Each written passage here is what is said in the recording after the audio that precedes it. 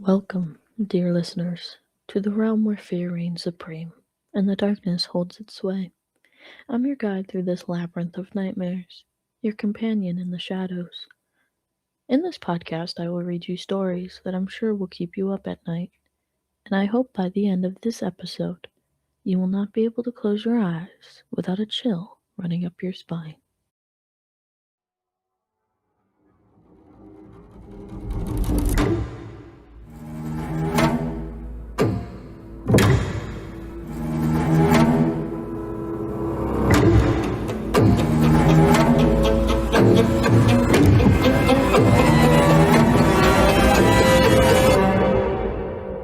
Have you ever heard of a job called Last Contact?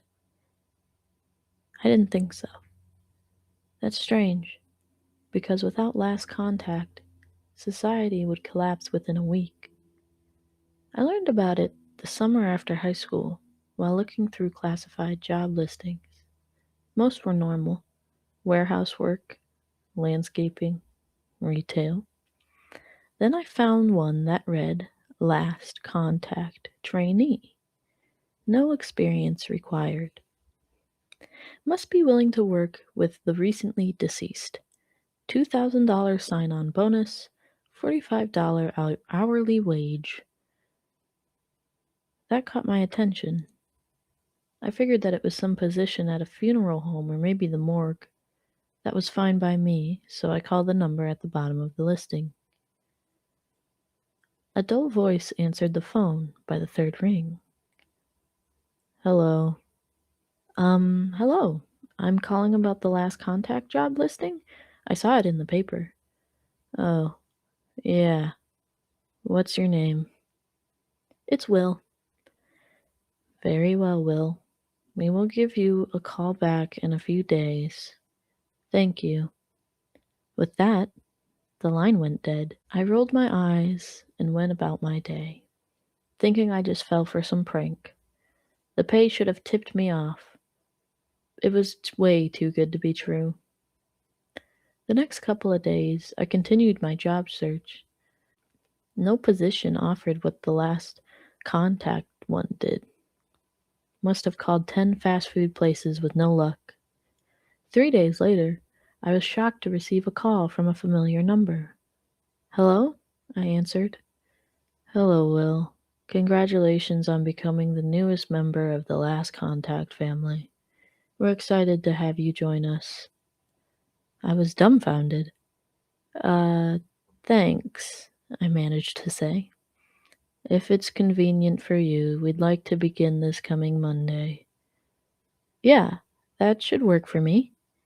Great. We're assigning you to the night shift. You'll need to be at our call center by 9 p.m. Monday night. After the voice gave me the call center address, it said, Thank you. Have a nice day. As I set down my phone, I wondered what exactly I had gotten myself into. Looking back, if I had known what last contact was at the time, I probably never would have shown up. Monday came quick. I packed myself a small bag of snacks and lunch, hopped into my crummy car, and crossed town to the call center. The call center itself was a rundown small industrial building next to the train tracks. It had a tiny parking lot lit by a lone, flickering streetlight, and a single light on the building illuminating the walkway to a plain door. Pulling into the parking lot, I took a moment to double check the address. This was the place. I stepped out of my car and slowly walked to the door. Pulling the handle, I found it to be locked. I stood there for a moment, unsure what to do. A little voice in my head told me to turn back to my car and get out of here. But instead, I gave the door a firm knock. After a short pause, the door swung open. The man who opened the door was short and a little pudgy. He had thinning dark brown hair, long sideburns, and thin glasses that sat low on his nose. He looked tired, but not sleepy. Are you Will? He asked. Yeah, that's me. He stretched out his hand to shake mine. I'm Nate. I'll be your trainer for the next few weeks. He ushered me inside. The interior wasn't much nicer than the outside. Directly behind the door was a small entryway with a coat rack and two waiting room chairs. The entryway opened into a long hallway, which Nate led me down. We passed several doors before Nate opened one and said, "This will be your workspace." I walked into a room barely double the size of a standard coat closet. It was illuminated with greenish yellow fluorescent light. A long desk rested against the back wall, which was also home to the only window in the room. On the desk sat an ancient looking desktop and a telephone. The only other thing in the room was a dusty office chair. Nate looked at me as I stared at the space. "How much did they tell you?" I didn't meet his gaze, but answered, "Not a thing." He sighed and ran a hand through his falling out hair. "That figures. They never do. Let's go to the break room and talk through it." I followed him to the small break room. Its flickering lights revealed a handful of tables and chairs. Two 30-year-old fridges sat in the corner, as well as several old vending machines, some of which looked like they hadn't been restocked in years. The back wall had large windows that looked out toward the train tracks and the darkness that lay behind them. We sat down at one of the barren tables. Nate slid a paper towards me. "Before we get going, they want you to sign the contract." I looked up at him. "Contract?" "Yeah. You're required to work here for a minimum of 5 years. After that, if you continue, you'll get a $9 raise, but have to sign on for another 5 years." I stared at the sheet and looked back at Nate. "Do I have a choice?" He smirked slightly and shook his head. "Not really."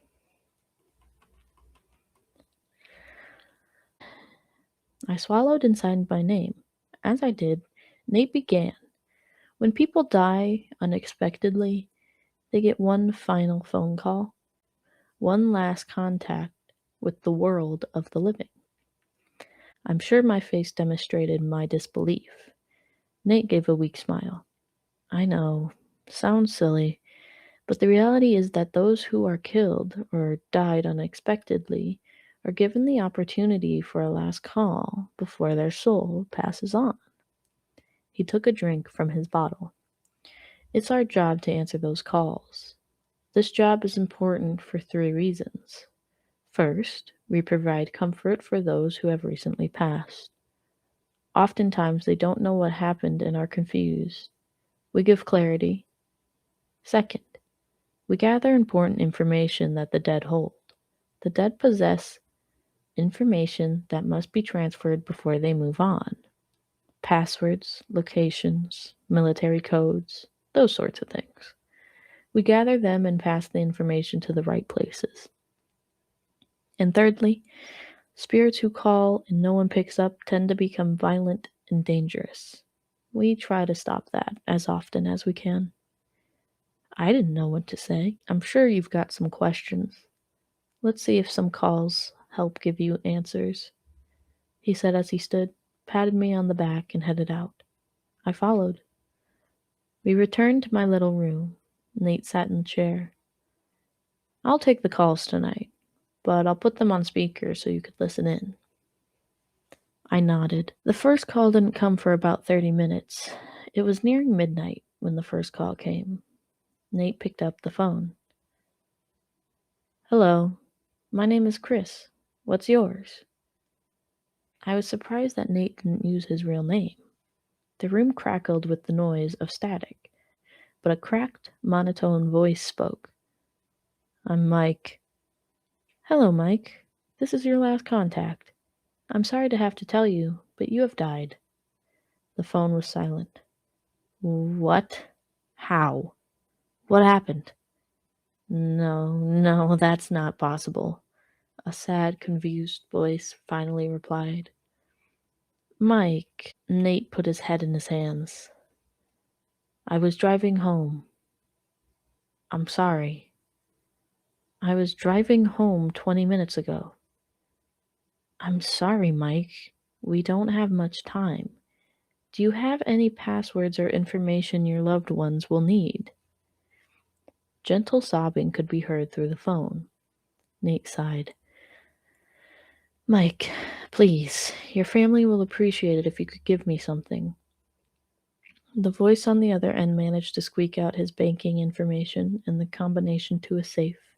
He begged Nate to tell his family that he loved him, but Nate only took down the passwords. The call had only been going on for about a minute when the line went dead.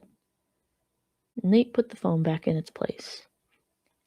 He sighed heavily as he said, They only get 60 seconds, so get as much information as you can. No personal messages make it to the families, so don't bother. Why did you say your name was Chris? Oh, I don't use my real name after the incident last year. I stared at him, hoping he'd elaborate. He didn't. Instead, he then showed me how to create a file for the caller, showing their name, the time they called, and the information they were passing on. Nate glanced at me. They're not all that easy, he said. The next call didn't come for hours. I could feel myself nodding off as the phone rang. Hello, my name is Steve. What's yours? Said Nate. Immediately, a haunting voice responded. Am I dead? Yes, I'm sorry to say you are. What's your name? Instead of answering his question, the voice laughed and said, I found the door. In an instant, Nate hung up the phone and swore under his breath before reaching under the desk and pulling out another phone. He began dialing the number taped to the side. What's going on? I cried, trying to sound less scared than I was.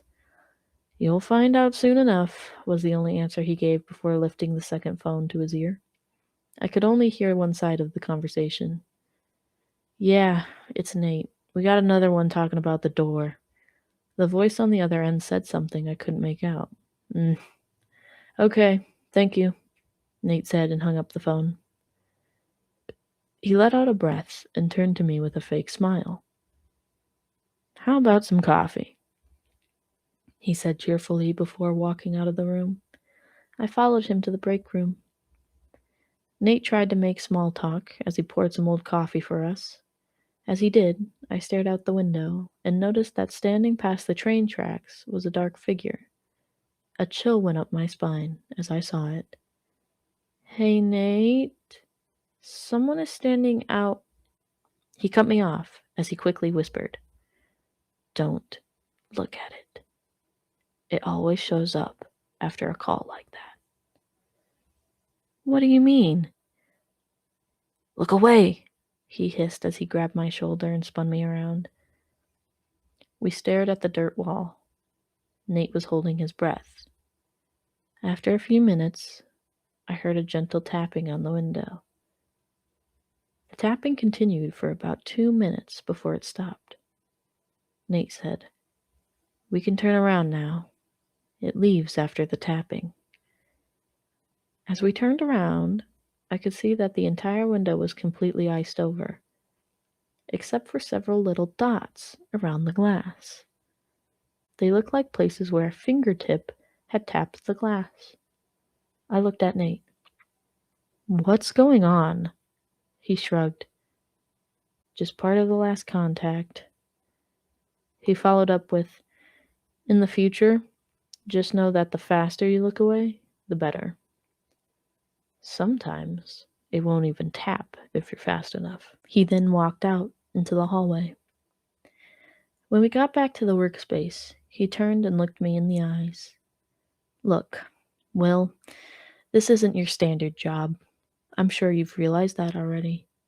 But it's important, and better yet, it pays well. So my advice to you is to keep your wits about you and follow the rules.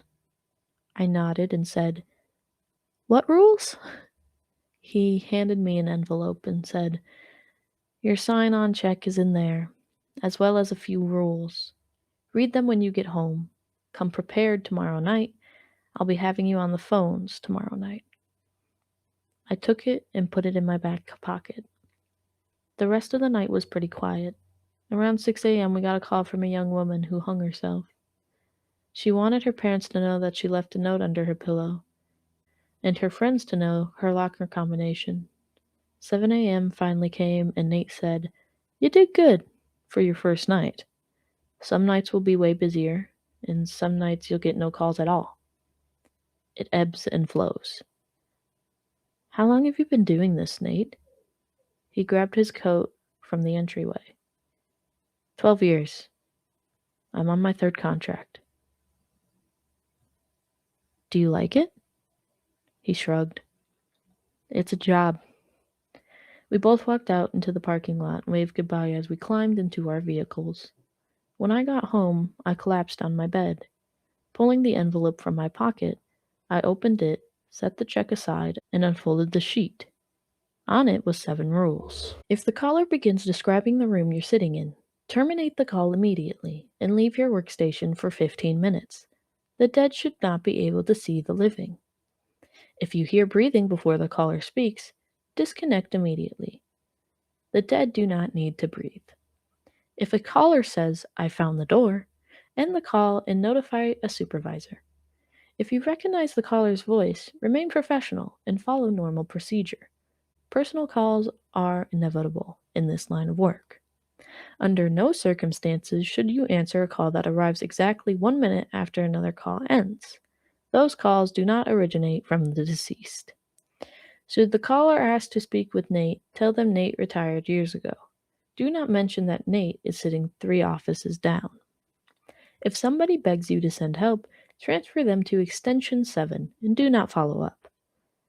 Setting the page down, I released the breath I was holding and muttered, "What in the world did I just get myself into?"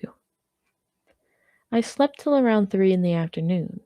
When I woke, I hoped what I experienced the night before was just a dream, but the check on my nightstand told me it was all too real. I got up and made myself some breakfast. My mom came into the kitchen and smiled at me, saying, "Hi, honey. How was the job?" I shrugged and said, "It's a job." After a shower, I got into the car and headed to the bank to cash the check. After that, I headed to the bookstore. I figured if I had some slow nights coming, I could at least get some reading in. At home, I watched the news for a while, but had to change the channel when I saw that a school bus went off the road into the river. I couldn't help but think that the day shift would be getting a lot of calls this afternoon.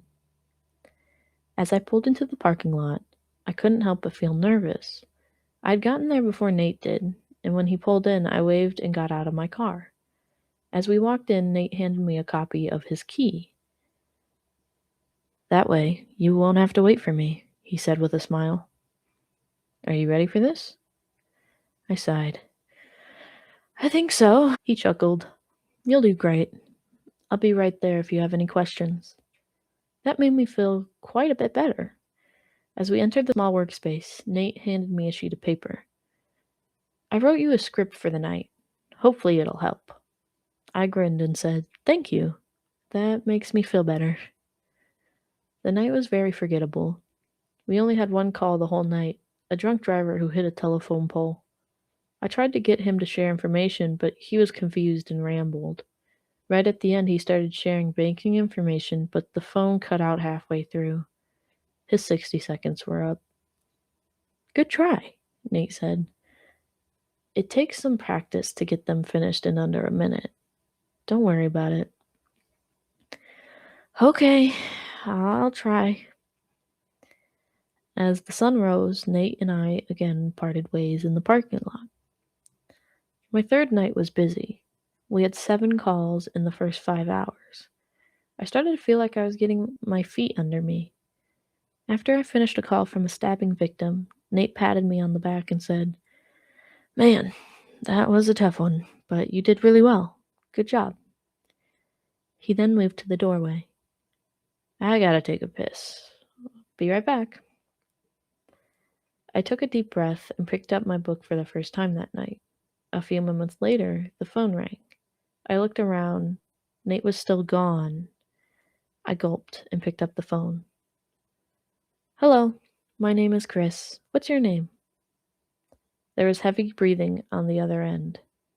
Hello? I stupidly replied. Malicious laughter filled my ear, and I realized my mistake when a voice said, Thank you for staying on the line, Will. The line then went dead. Nate walked in a minute later.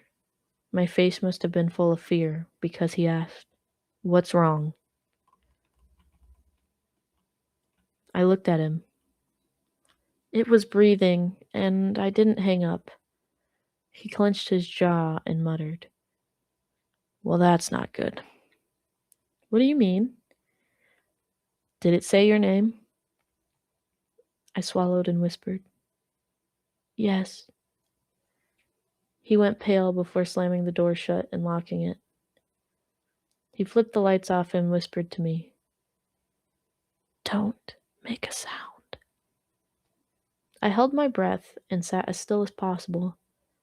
Down the hall, a door squeaked open. Heavy, wet footsteps tromped down the hall. Will, where are you? A dark, almost melodic voice echoed through the hall. Nate held a finger to his lips, telling me to be silent. The steps moved closer. Will, are you here? It stopped in front of our door and began to wiggle the doorknob. It smelled like mothballs and bleach. Will, it giggled to itself. Are you in there? I jumped as a loud bang rocked the door. Another followed, and another. Nate moved in front of the door. I could see his hands shaking. In a stuttering voice, he said, Will retired years ago. The noise stopped. Before the noise shuffled its way back down the hall, a door slammed shut. Nate was nearly hyperventilating as he reached his hand out to turn on the lights. I heard him mutter to himself, I'll need to update the rules. He turned to me. I've never seen a man look so scared. It's very important that you always follow the rules. They keep bad things away. I nodded, overcome by fear. Nate let me go home that night. My car was empty but smelled of mothballs and bleach. I wanted so badly to quit. In fact, by the time I got home, I made up my mind that I wasn't going back. But lying on my bed was the contract I signed.